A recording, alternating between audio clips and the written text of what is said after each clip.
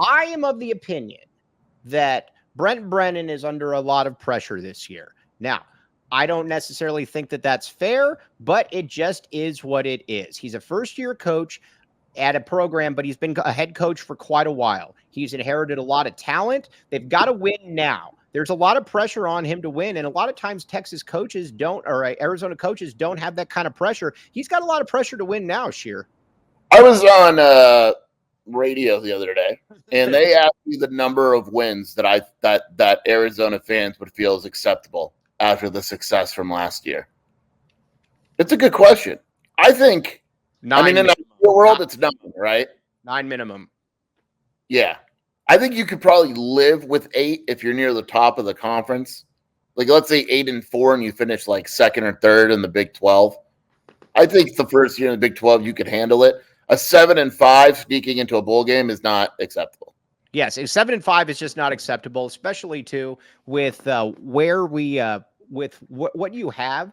There's a lot of talent on this team, and we've gone through it. Maybe the depth isn't there, but if you look at this talent on paper, this is at least a 9-win team. I can't have 7 wins. I can't try to propagandize 7-5 into a bowl game as a regular. As a good, just no. You got to be able to win 9 games because then it becomes easier to recruit. And that's what this comes down to for me. Arizona is not the easiest place to recruit because it doesn't have a lot of tradition. Yes, I know there's a few teams. I get that, but it doesn't have a lot of tradition. It doesn't have a lot of local, how do I put this? Just local talent.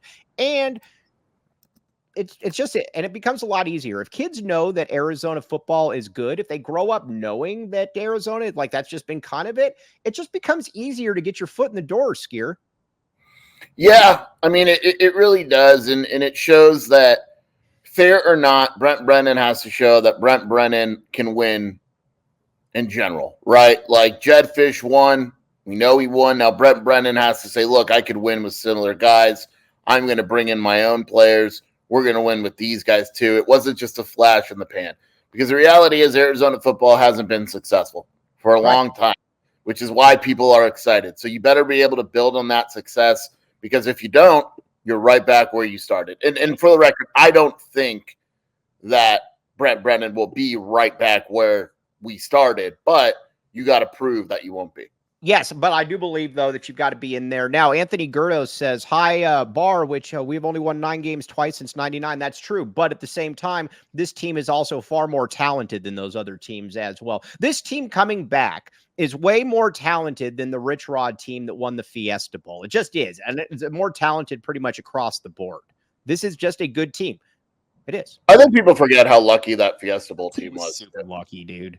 Like there were things like, it was very close to going the opposite direction. Yeah. I mean, you had Hail Marys against crappy Cals. Yeah, like last year that was good, right? Yeah. Like we had discussions about this. Like last year's team would have whooped that Fiesta Bowl team.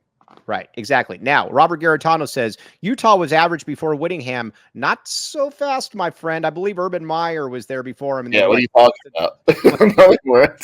So, but now let's get back to it. The reason there's also talent is because we know what these players are capable of. Despite Jed Fish's best efforts, we know that Noah Fifita is a baller. We know that Noah Fifita is a stud quarterback. So again, there's that. Then with obviously T-Mac, we know what T-Mac can do.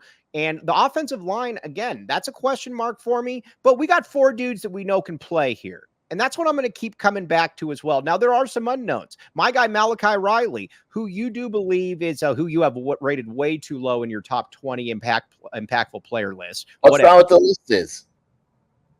That's not the list. It's most important. He's 18. He's far more important than that.